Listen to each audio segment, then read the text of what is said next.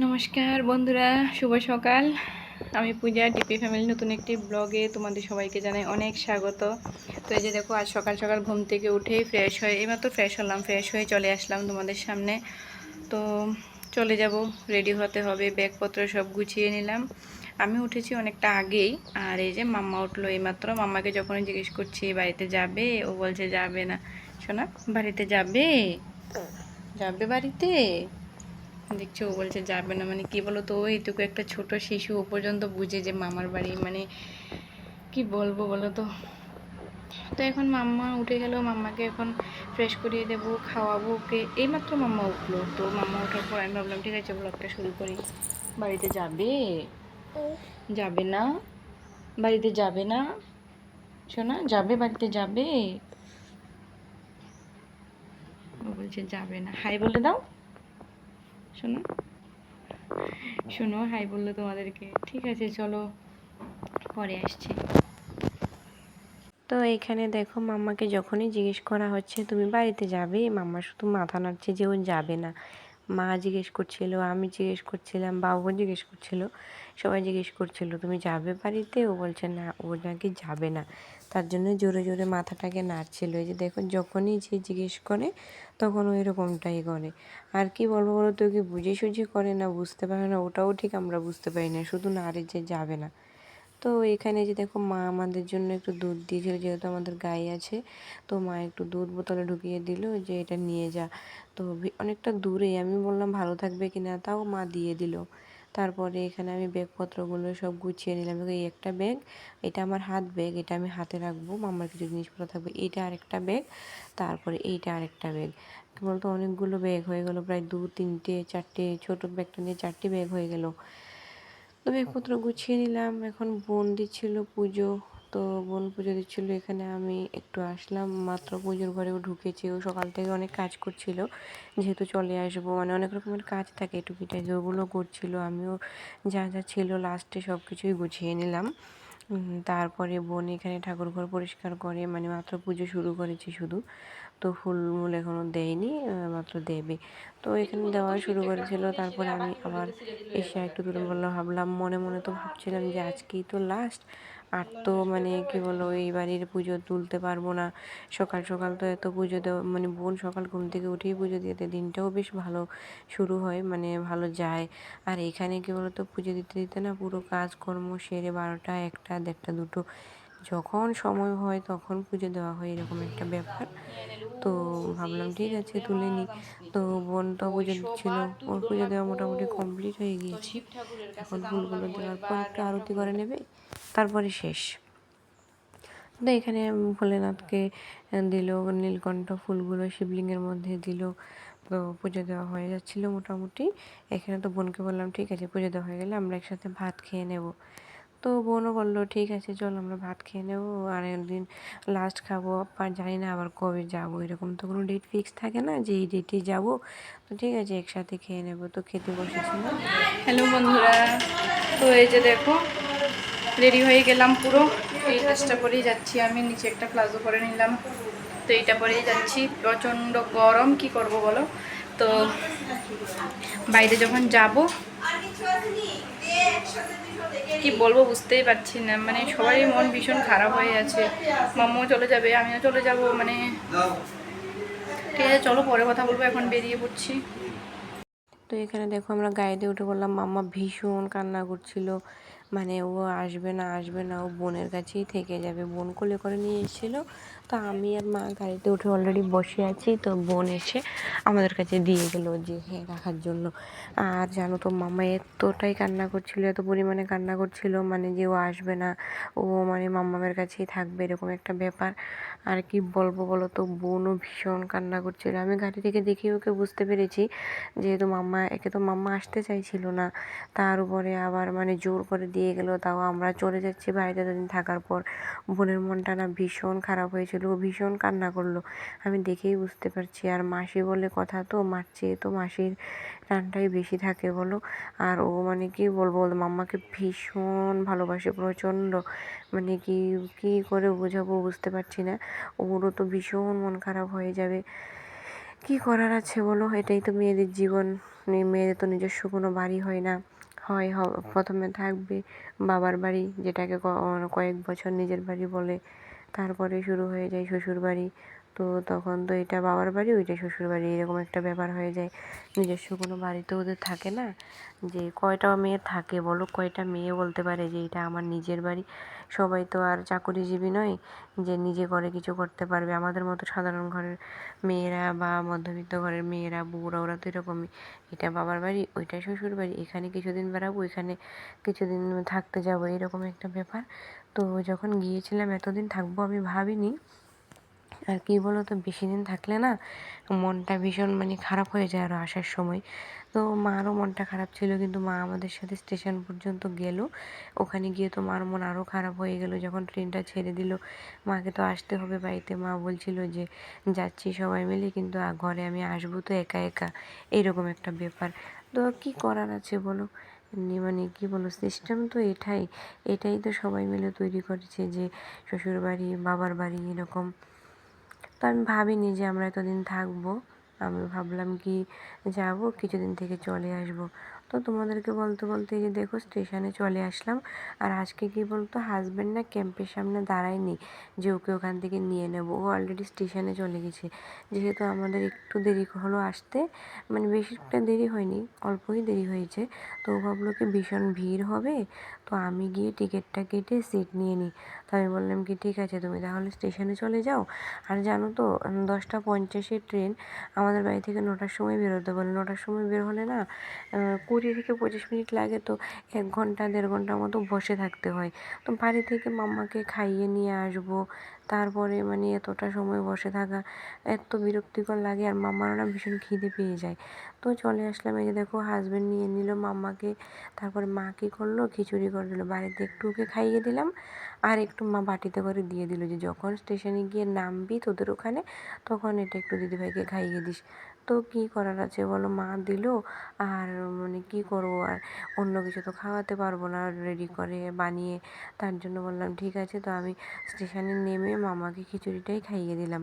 তারপরে এই যে এখানে হাজব্যান্ড সিট রাখলো, বসলাম, মাও নেমে গেল। মানে কী বলতো, মা চলে যাচ্ছিলো, ওটা তোমাদের সাথে আমি তুলে রাখতে পারিনি। ভীষণ মনটা খারাপ লাগছিল, মা যাবে একা একা, মানে কি বলবো বলো তো, আমার এতটা খারাপ লাগছিল, কখনো না এরকম খারাপ মনে হয়নি। আজকে ভীষণ মনটা মানে খারাপ লাগছিল, তো কান্না কান্না পাচ্ছিল। তো কী করার আছে বলো। তো এই যে দেখো মাম্মা বাবার কোলে বসে আছে, মাম্মা না ভীষণ জ্বালাতন করছিল, ও মানে এতটাই জ্বালাচ্ছিল আজকে যে কি বলবো। জানি না কেন, যখন আসছিল বাড়ি থেকে তখন ওর ঘুম চলে এসেছিলো।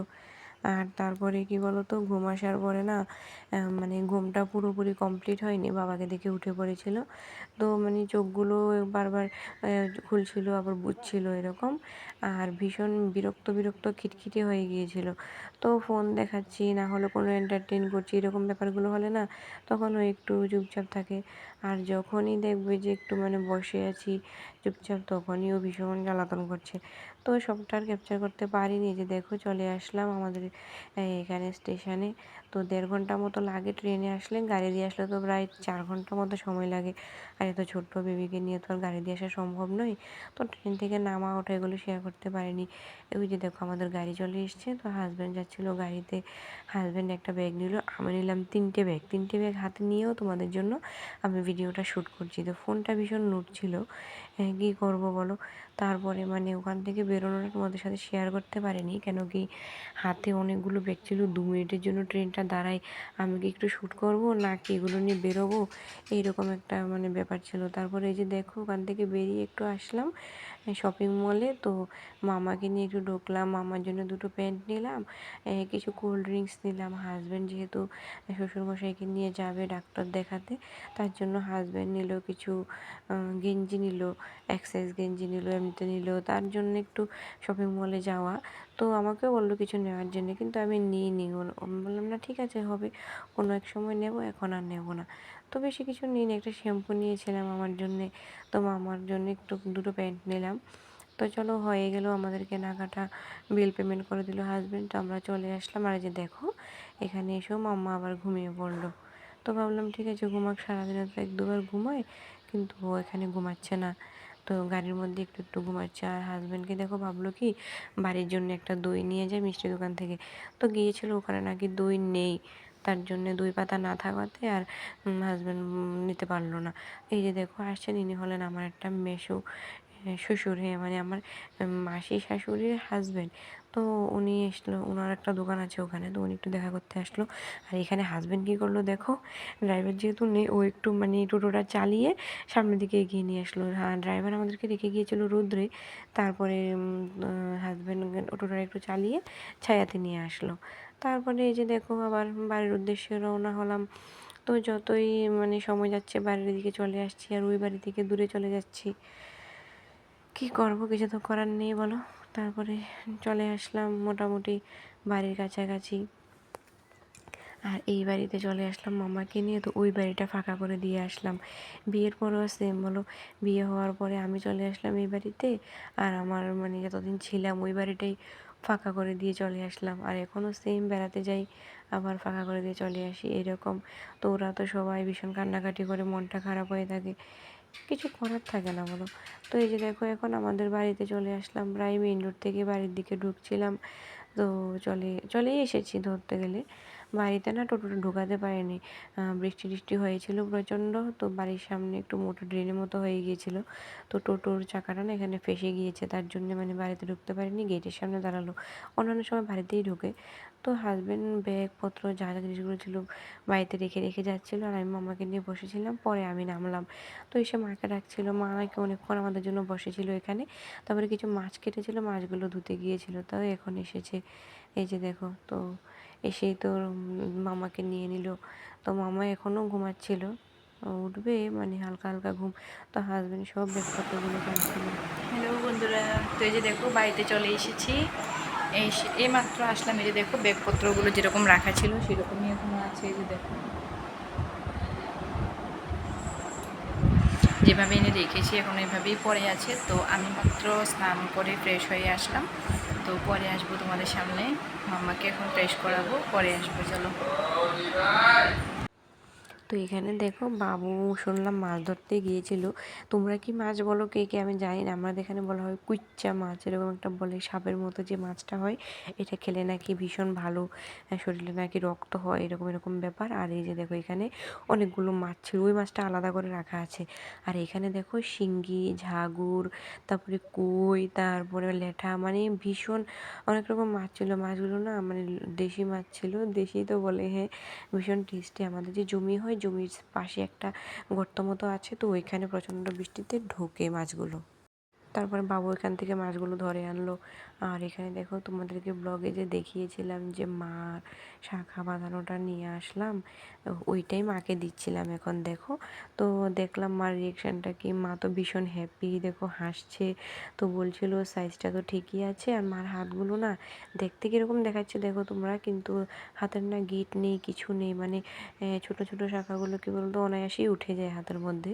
তো ডান হাতেরটা নিয়ে একটু প্রবলেম হচ্ছিলো, যেটা আছে না ওটা মানে ভীষণই ছোটো, মার হাতে অলরেডি যেটা আছে ওটা ভীষণই ছোটো, ওটা খুললে ঢুকানো সম্ভব নয়। তো বাম হাতে একটা ঢুকিয়ে দিলাম। আর মা বলছিল হ্যাঁ সাইজগুলো ঠিক আছে, শাখাগুলোও ভীষণ ভালো হয়েছে, মজবুত ভারী ভারী এরকম একটা ব্যাপার। আমি বললাম ডিজাইনটা কীরকম হয়েছে, বললো হ্যাঁ ডিজাইনটাও সুন্দর হয়েছে, নতুনত্বের ছোঁয়া আছে। আর কি বলো তো মানে আগে মা বলছিল আগেকার দিনের ওগুলো তো লতানো পেঁচানো ছিল, এটা ভীষণ ভালো। তো মারও পছন্দ হয়েছিল দেখে, আমারও ভালো লাগলো। তারপরে এখানে দেখো মা বানিয়েছিল আচার, তো কিছু আচার নিয়ে নিলাম বাটিতে, আমরা এখন খাবো। শোনো, কেমন আছিস? আমি খুব ভালো আছি। তুমি অনেক কেমন দিন আছো? পরে। হ্যাঁ আমিও ভালো আছি। ওই দেখ মিষ্টি, চল ধর, চল ঘুরে আসি একটু। হ্যাঁ চলো। হ্যালো বন্ধুরা, তো যে দেখো এখন বাজে হচ্ছে রাত 9টা। আর কি বলো তো, আমারও না দেখে নিশ্চয়ই বুঝতে পারছো আমার ভীষণ ঘুম চলে এসেছিলো। মাম্মাকে ঘুম পাড়িয়ে দিলাম, মাম্মা আজ ঘুমায়নি একদম, মানে যখন স্টেশন থেকে বাড়িতে আসলো তখন একটু ঘুমালো। তো পুরো দিন জার্নি করলো, তো মাম্মার আর ঘুম টুম হয়নি, তার জন্য ভাবলাম কি ওকে একটু টিফিন খাইয়ে দিয়ে ঘুম পাড়িয়ে, তো ওকে একটু সেরেলাক খাইয়ে দিলাম, তারপরে ঘুমিয়ে পড়লো। তো ওকে ঘুম পাড়াতে গিয়ে না আমারও ঘুম চলে এসেছিলো। তো যেহেতু হাজব্যান্ড আছে বাড়িতে, তো রান্নাবান্না তো আছে, না হলে আমাদের যা আছে তা দিয়ে হয়ে যাবে। তো এখন আসলাম রান্নাঘরে, 9টার মতো বাজে রাত, এখন একটা তরকারি রান্না করবো আর একটু ভাত রান্না করব। তো পরে আসবো তোমাদের সামনে, চলো টাটা। তো এই যে দেখো আমি এখানে ভাত বসিয়ে দিলাম, এইমাত্র ভাতের মধ্যে চালটাও দিয়ে দিলাম। তো মানে এই ডেগের মধ্যে জল দিয়ে চালটাও দিয়ে দিলাম, এখন ভাতটা হচ্ছে। তো আর তো তরকারির মধ্যে এখানে দেখো এই যে ডাল আছে, একটু মা রান্না করেছিল যেহেতু আমরা আসবো, তো ডালটা রান্না করেছিল, এখন ডাল আছে। আর এইখানে দেখো মা রান্না করেছিল হচ্ছে চিকেন, মানে দেশি মুরগির ঝোল করেছিল, তো ওইটাও কিছুটা রয়ে গেছে। আর এখানে দেখো কিছু ছোট মাছ, এই মাছগুলো মানে বাবু ধরেছিল আমাদের জমি থেকে, প্রচণ্ড বৃষ্টি হয়েছিল তো কয়েকদিন আগে, তো এই মাছগুলো এসেছে জমিতে, বাবু ধরেছে, আরও বেশি আছে। তো এগুলো ধরেছে, এখন এগুলো রান্না করব হচ্ছে পেঁয়াজ দিয়ে মাখা মাখা করে একটু রান্না করব। ঠিক আছে চলো, আমি রান্না করে তারপর আসছি। চলো, আজকের মতো ব্লগটা আমি এখানেই শেষ করছি। ভালো লাগলে সবাই লাইক কমেন্ট শেয়ার করে দিও, সাবস্ক্রাইব করে পাশে থেকো। হাজব্যান্ড মেয়ে সব ঘুমিয়ে পড়লো, এখন আমিও ঘুমিয়ে পড়বো। চলো, সবাই ভালো থেকো, সুস্থ থেকো। একটা ভালো লাগলে লাইক কমেন্ট শেয়ার করে দিও।